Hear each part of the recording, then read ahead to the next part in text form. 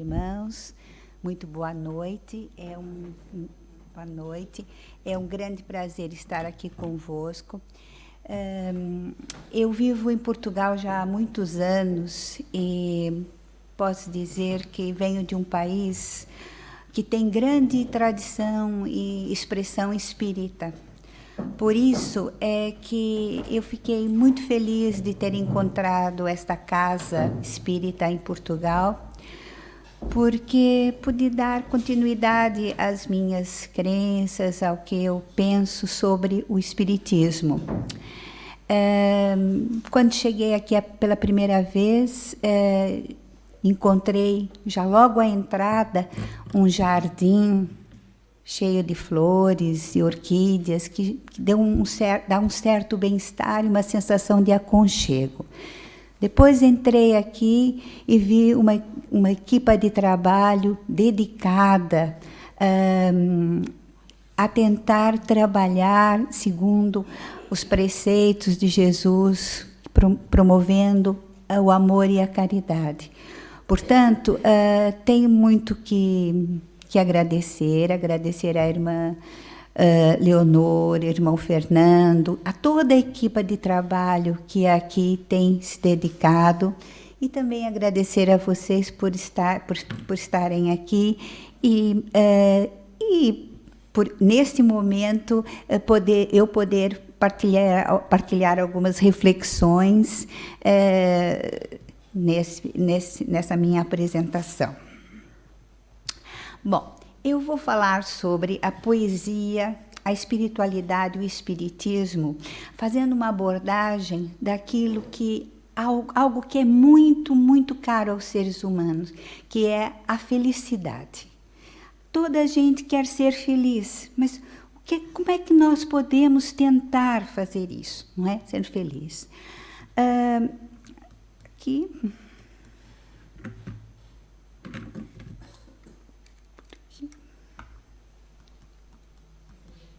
Não.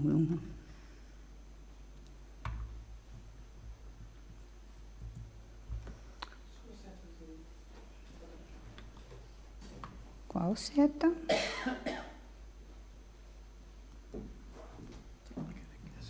Sim, mas aqui não está a funcionar. Por quê?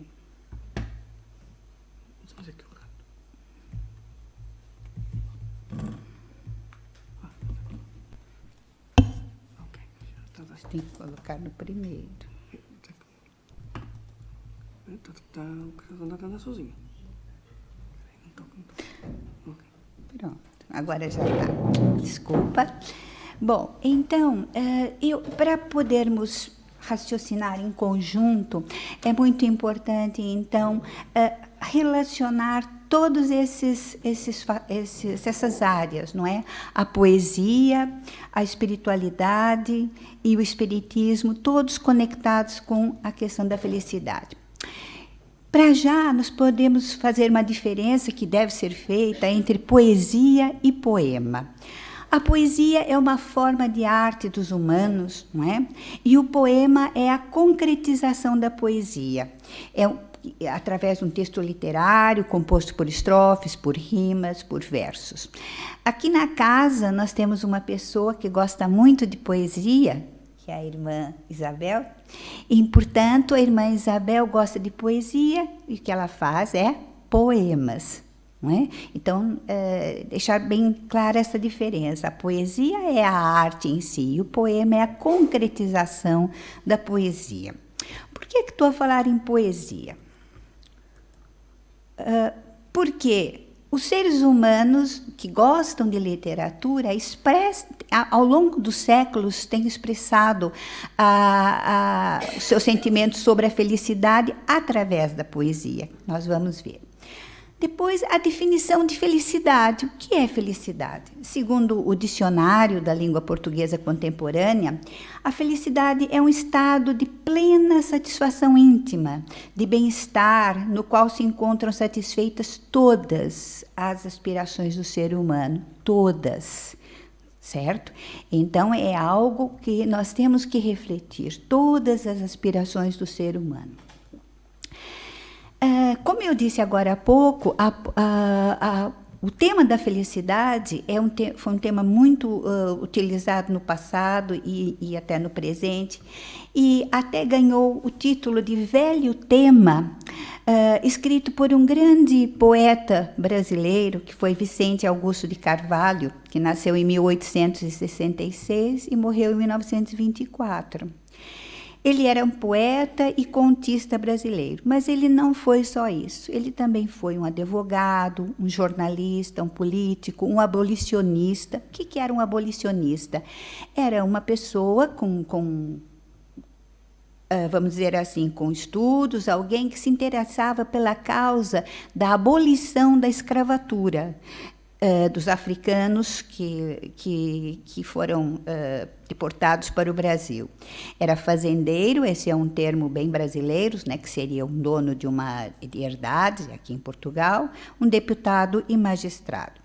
Ele escreveu este poema, que se tornou muito famoso pela sua beleza, é um soneto, que eu vou ler para vocês.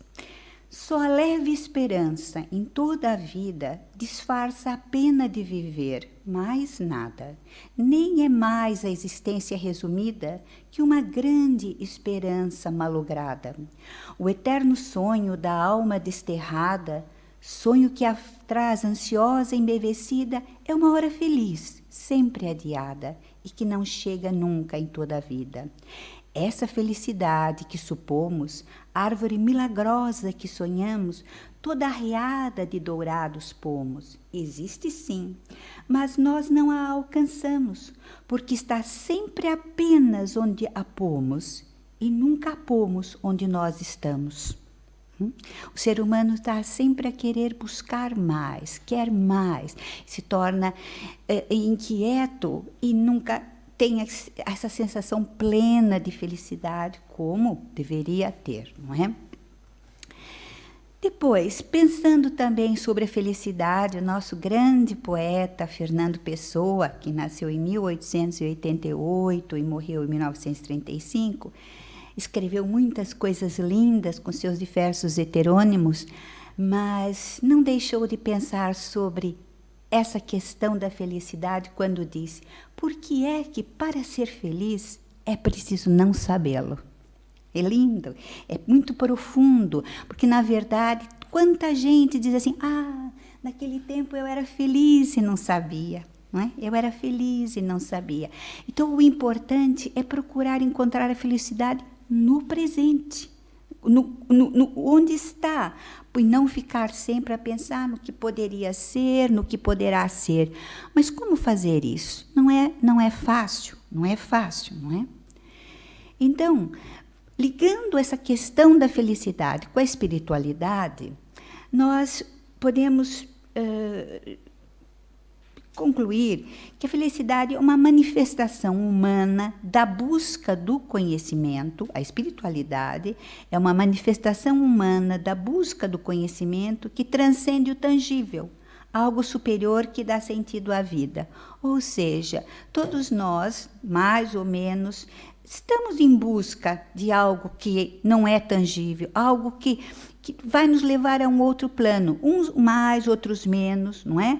Principalmente, infelizmente, as pessoas se aproximam mais desses pensamentos quando estão em sofrimento. Mas é sempre bom, não é, que nós pensamos sobre a questão desse algo superior que dá sentido à vida.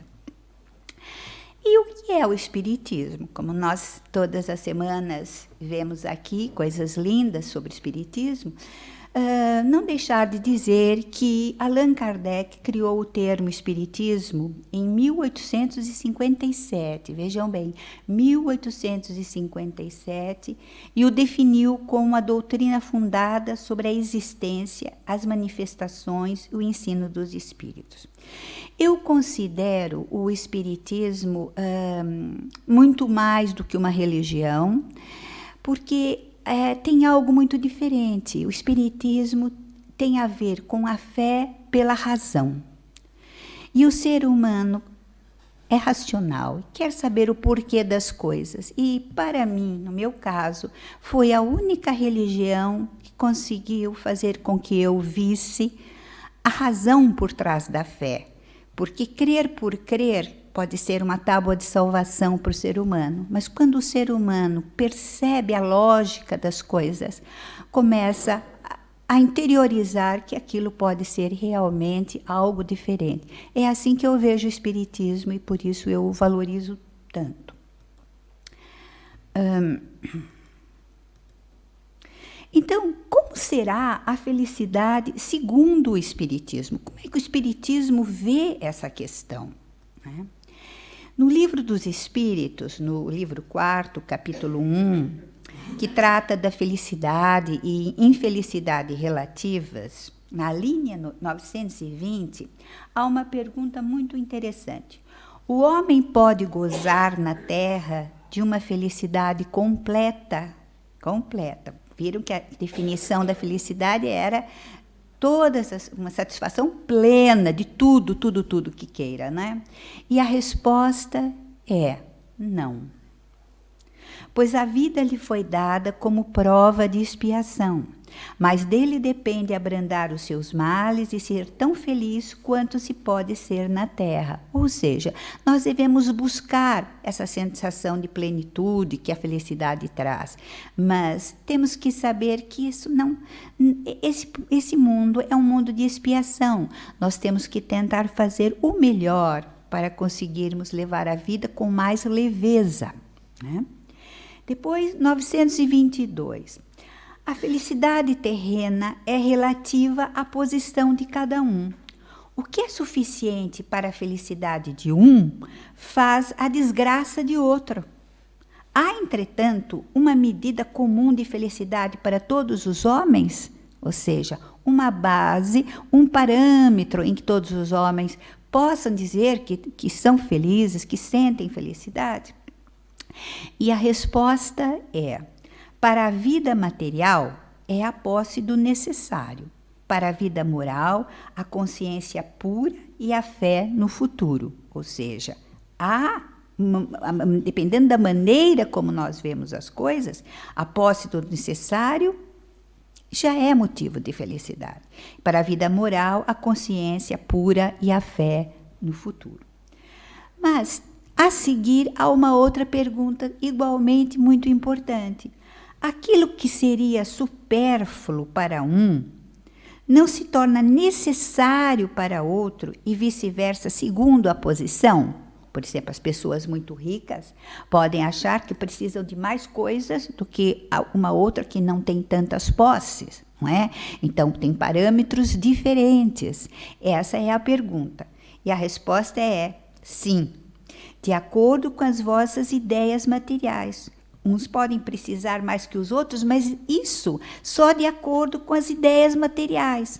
Os vossos preconceitos, a vossa ambição, e todos os vossos caprichos vãos, para os quais o futuro fará justiça quando tiverdes a compreensão da verdade. Com isso está a dizer que não, que sim, no sentido de que o ser humano acha que precisa. Tem um carro X, quero ter um carro X mais X, quero ter mais, que uma vez até aqui na casa nós tivemos a falar sobre essa questão do ser e do ter, que as pessoas sofrem muito pelo querer ter a mais, porque vivem numa sociedade extremamente materialista e se tornam infelizes, porque não conseguem perceber que podem ser felizes tendo menos, mas tendo uma série de outras coisas que os bens materiais não podem dar. Depois, segundo o Evangelho segundo o Espiritismo, no capítulo 5, diz: a felicidade não é deste mundo. Então, temos que pensar assim, meu Deus, então nós estamos fadados a ser infelizes? A explicação é a seguinte: nem a fortuna, nem o poder, nem mesmo a juventude em flor são condições essenciais da felicidade.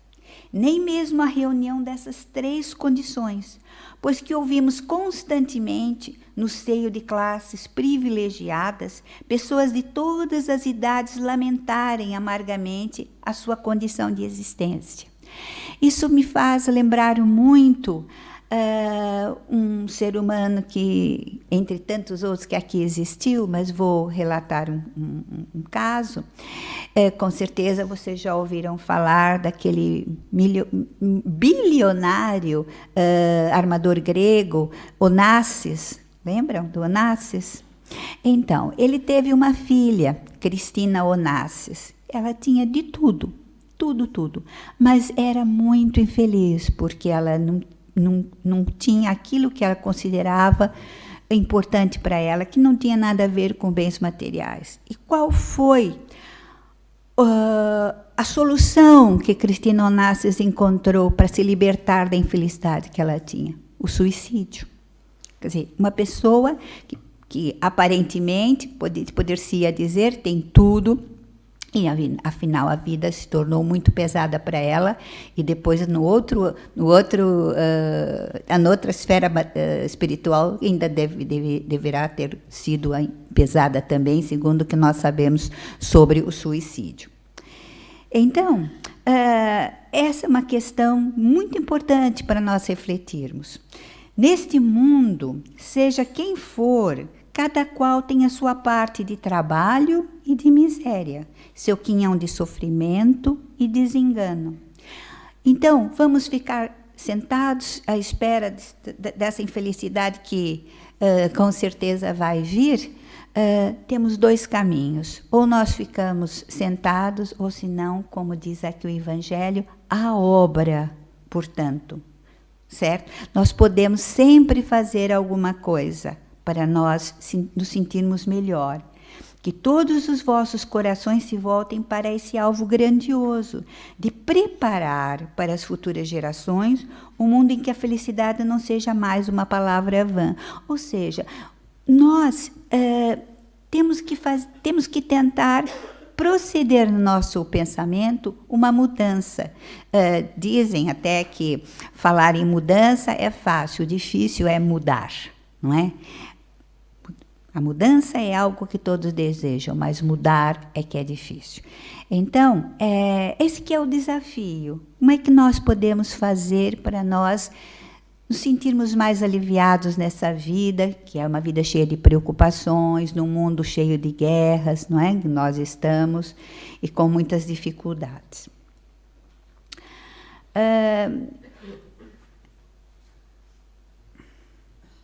Pronto, agora. Voltando aqui para o plano do humano, eu também pensei em abordar aqui algumas frases de sabedoria de seres humanos que passaram pela Terra, e outros que ainda cá estão, não é? E que deixaram um legado tão maravilhoso, não é? Que se perpetua. Eu tenho muita grande admiração por Mahatma Gandhi. Mahatma quer dizer grande alma, foi um pacifista indiano que conseguiu algo espetacular. Ele conseguiu, sem violência nenhuma violência, ele conseguiu libertar a Índia do colonialismo da Inglaterra. Não é?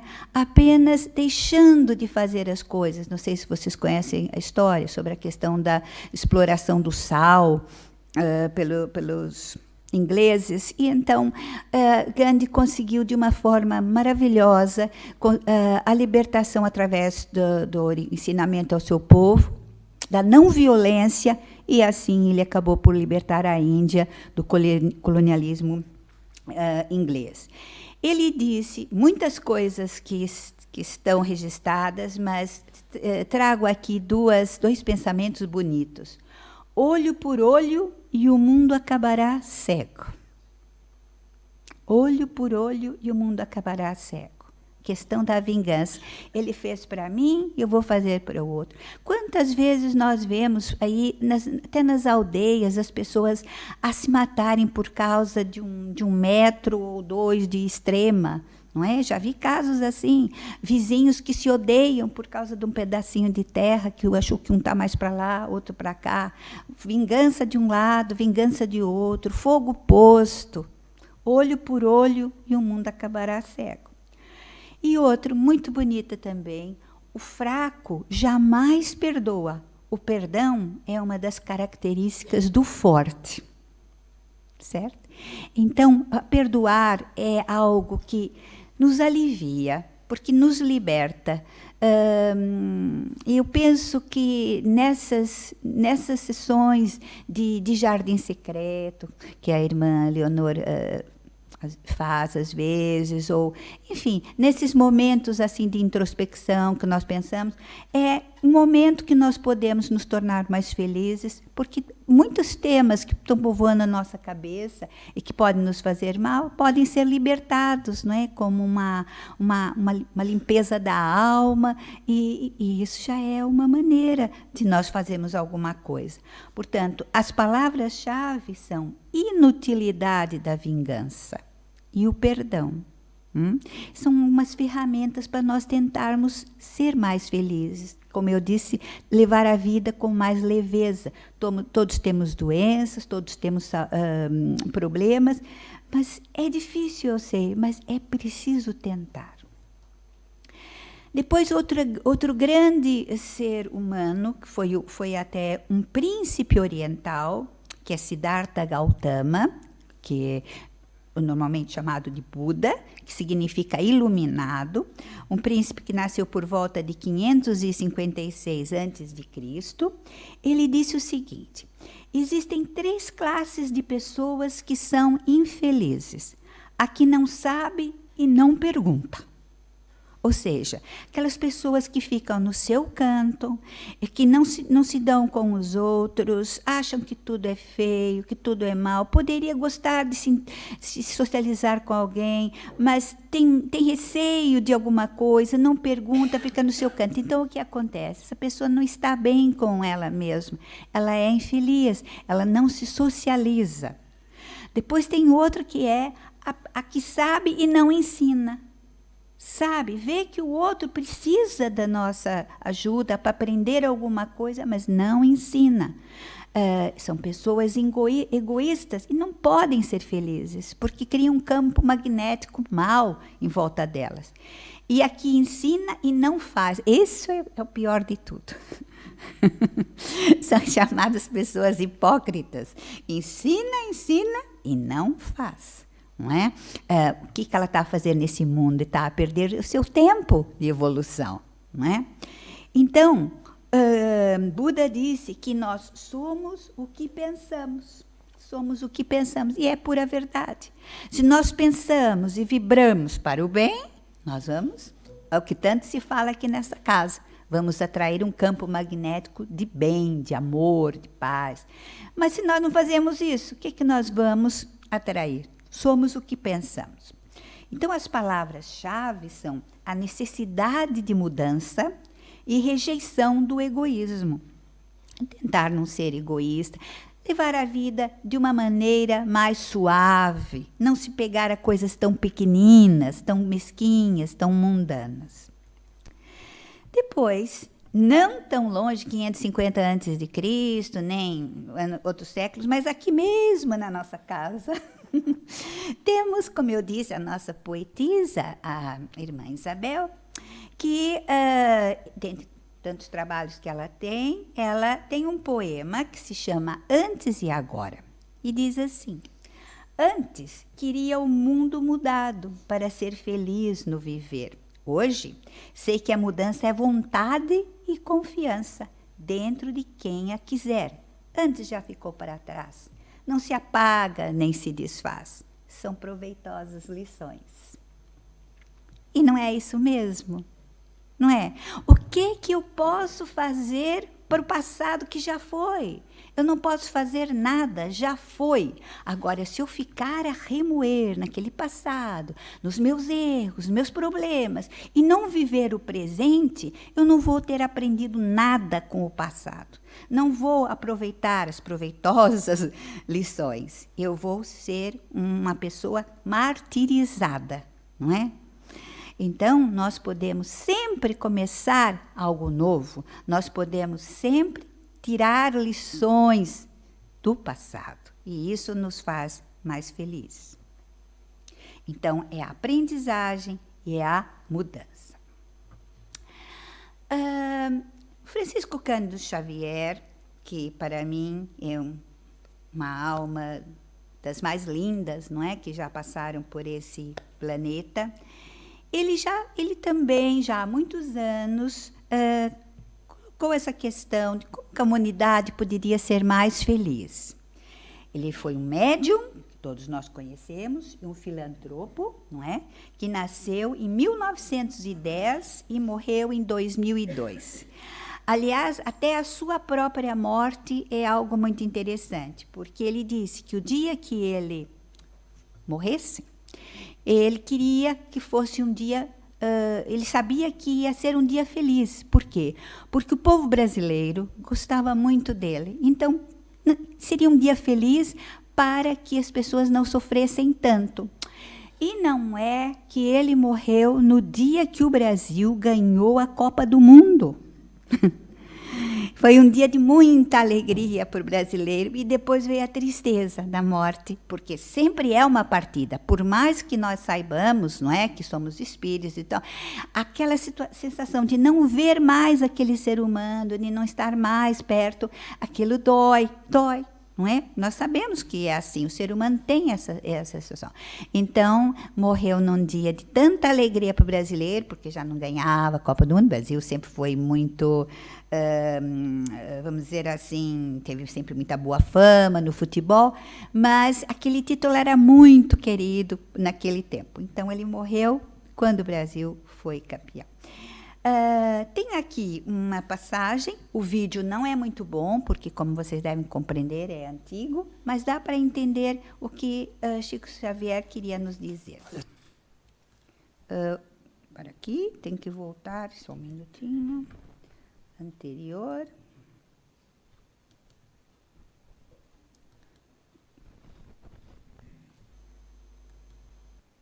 Se eu fosse alguém, se eu tivesse influência, se eu pudesse realizar alguma coisa em benefício da comunidade, e se eu tivesse a menor autoridade para fazer isto, eu apenas repetiria para mim mesmo e para todos os nossos irmãos em humanidade, de todas as terras e de todos os idiomas, aquelas palavras de nosso Senhor Jesus Cristo: amai-vos uns aos outros como eu vos amei.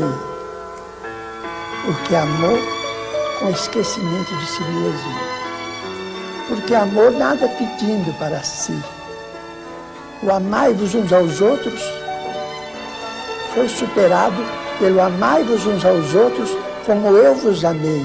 Amar alguém ou alguma causa sem pedir nada, sem esperar o pagamento nem mesmo da compreensão da inteligência do próximo, então é trabalhar por uma humanidade mais feliz, por um mundo melhor, pela extinção das guerras e pelo incentivo do progresso em bases morais convenientes para que nós todos estejamos no melhor lugar possível que possamos ocupar no campo da vida humana, servindo ao Pai, ao Criador, a nosso Senhor Jesus Cristo e a todos os princípios cristãos, ou mesmo aos princípios mais nobres de outras religiões, para que, com o respeito mútuo, possamos vencer todas as barreiras e amar como o amor deve ser consagrado entre nós.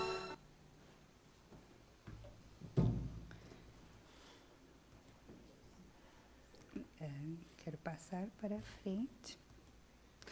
Então, amai-vos uns aos outros como eu vos amei, que é a máxima de Jesus Cristo. As palavras-chave, então, estamos aqui a compor uma maneira de procurarmos ser mais felizes, são a socialização.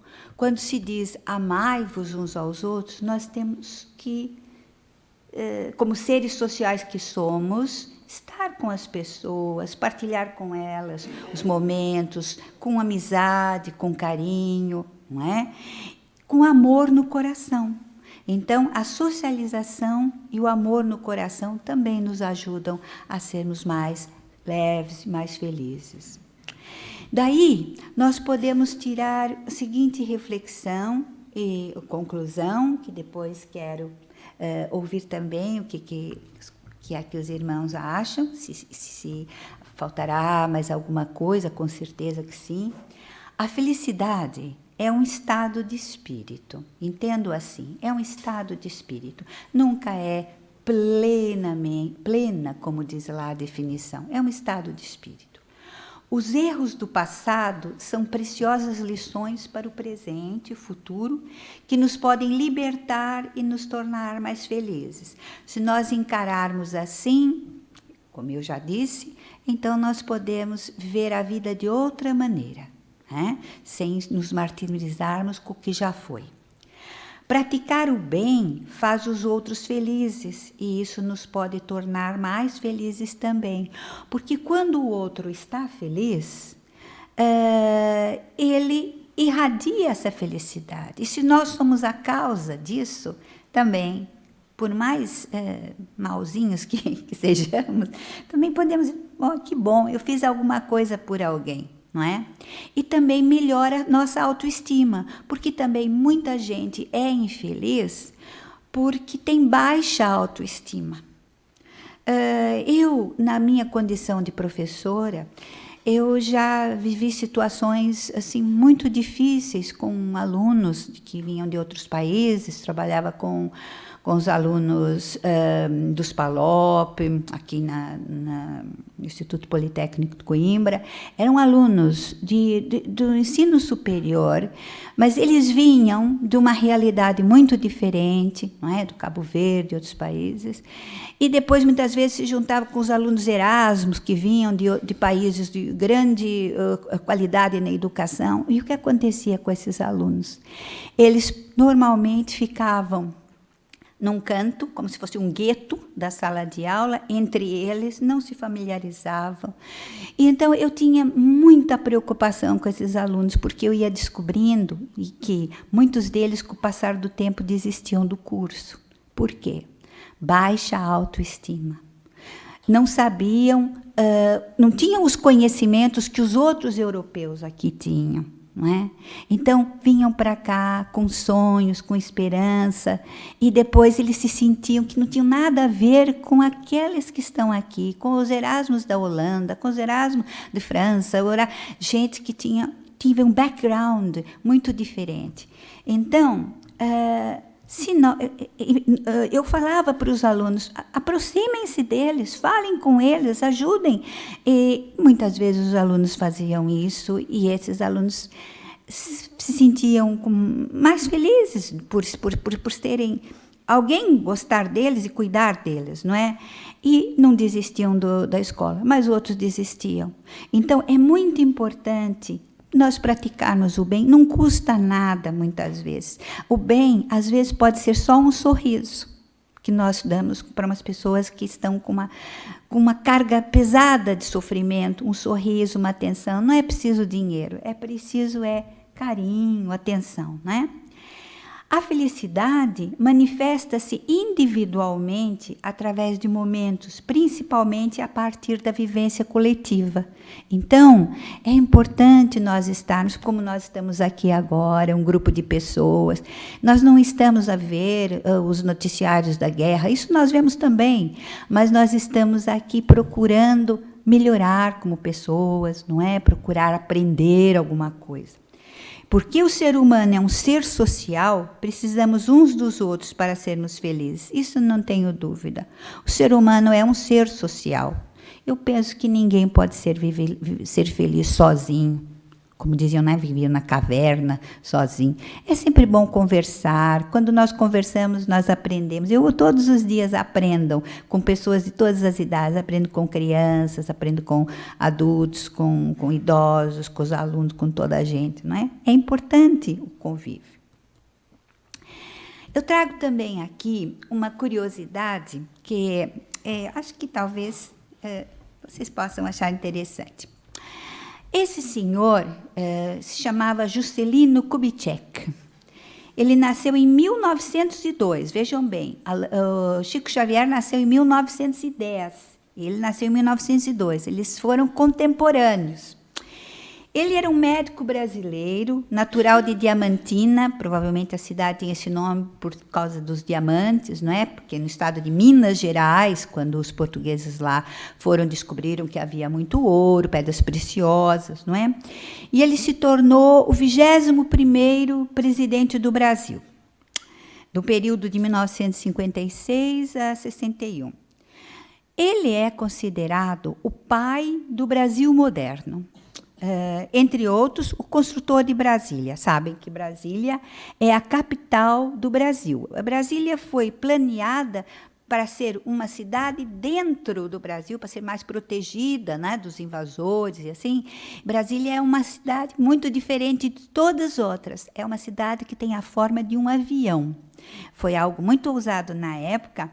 E dizem que Juscelino Kubitschek pedia conselhos a Chico Xavier sobre essa grande empreitada, né, que ficou na história.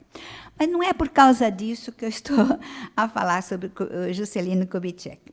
Eu estou a falar porque ele, como bom mineiro, ele era mineiro, nasceu em Minas Gerais, ele era um apreciador muito grande de uma música chamada Peixe Vivo. Não é uma música, na verdade, cançãozinha, assim, simplesinha, pertencente ao folclore brasileiro.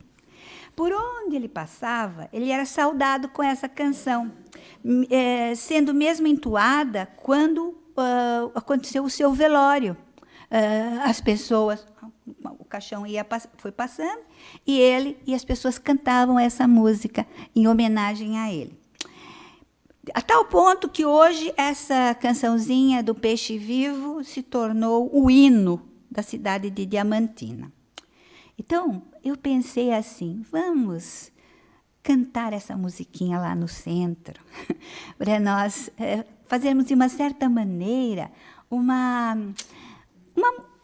vamos dizer assim, algo de descontrair, para nós nos descontrairmos um bocadinho e pensarmos sobre toda essa questão da felicidade. A música é assim, eu vou cantar uma vez e depois eu canto um versinho, vocês cantam o versinho, depois nós cantamos juntos, depois vocês cantam sozinhos, tá bom? É assim. E tem coreografia também. É assim. Como pode um peixe vivo viver fora d'água fria? Como pode um peixe vivo viver fora d'água fria? Como poderei viver? Como poderei viver sem a tua companhia? Sem a tua companhia. Certo? Agora vocês é que vão cantar. Eu faço assim, eu canto assim, como pode um peixe... Não, vocês estão muito mais sabidos do que eu pensava. Eu canto, vocês repetem. Depois é que nós vamos cantar assim. Não canto. Como pode um peixe vivo viver fora d'água fria?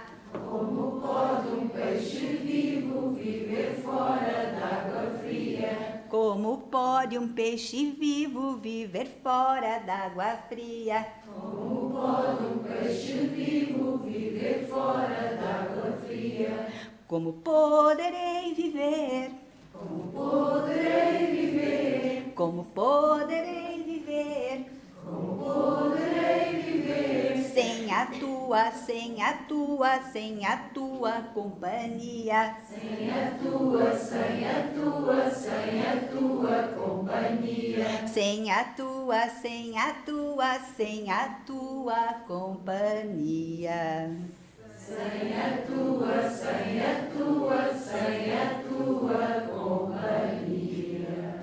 Ótimo, maravilhoso. Agora eu vou pedir uma coisa, se vocês puderem, eu vou ficar muito feliz. Eu gostaria que vocês, se quiserem, se levantassem como eu, assim, e fizéssemos a coreografia, né? Tá bom? Vai ser bonito. Ah, muito obrigada. Olha, porque eu pensei com todo carinho em fazer isso, porque isso daí é bom, a gente se torna mais leve, né? Então vamos lá. 1, 2, 3. Como pode um peixe vivo viver fora d'água fria? Como pode um peixe vivo viver fora d'água fria? Como poderei viver? Como poderei viver sem a tua, sem a tua, sem a tua companhia? Sem a tua, sem a tua, sem a tua companhia. Lindo, lindo. Agora, ainda não acabou, agora é só. Agora é só vocês. Eu vou ser só o maestro, tá bom? Ou melhor, a maestrina, vai. 1, 2, 3. Como pode um peixe vivo viver fora d'água fria? Como pode um peixe vivo viver fora d'água fria? Como poderei viver? Como poderei viver sem a tua, sem a tua, sem a tua companhia? Sem a tua, sem a tua, sem a tua companhia. Pois, essa daí é a minha mensagem para nós. Quando vocês estiverem tristes, assim, sozinhos, vocês pensem em alguém que vocês gostariam de conversar e tudo, e cantem a musiquinha do Peixe Vivo. Porque o Peixe Vivo foi algo tão, vamos dizer assim, tão lindo, né? Que vamos dizer assim, que se relacionou com o presidente Juscelino Kubitschek, que até hoje aqui, muito tempo depois, eu aqui, que nasci lá, estou aqui, estou cantando nesse centro espírita, não é? Então, era isso que eu tinha a dizer, e muito obrigada pela vossa atenção. É isso.